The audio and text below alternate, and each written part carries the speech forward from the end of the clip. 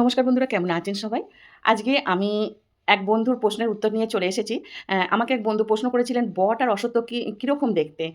আসলে অনেকে জানেন, অনেকে কিন্তু জানেন না, সত্যিই জানেন না বট আর অশ্বত্থ এর দুটো কি অ্যা একই গাছ? তা যাই হোক, অনেকে আবার অশ্বত্থর সাথে পাকুড় গাছকেও মিলিয়ে ফেলে। আমার সামনে যে গাছটা দেখছেন কাঁঠাল গাছের মতো পাতা, এটা হলো বট গাছ। এটা আমার বনসাই করা। আর এখানে যেটা দেখছেন এটা হলো অশ্বত্থ গাছ। অশ্বত্থ গাছের সাথে পাকুড় গাছেরও কিন্তু অনেকে মিলিয়ে ফেলে। তাই অশ্বত্থ গাছের পাতার যে ডগগুলো সেগুলো অনেকটাই ছুঁচালো হয়। আমার এখানে বনসাই করা রয়েছে, আপনাদের দেখাচ্ছি দেখুন, এটা হলো অশ্বত্থ গাছ।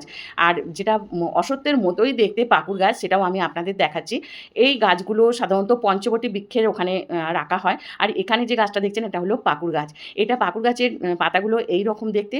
আ অশ্বত্থ গাছের পাতাগুলো যেমন ছুঁচালো এবং আ উম পাতার ডগটা কিন্তু অনেকটা ছুঁচালোই থাকে।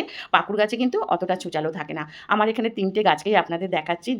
যে বন্ধু আমার প্রশ্নটা আমাকে করেছিলেন, সে হয়তো আমার ভিডিওটা দেখছেন, ভালো করে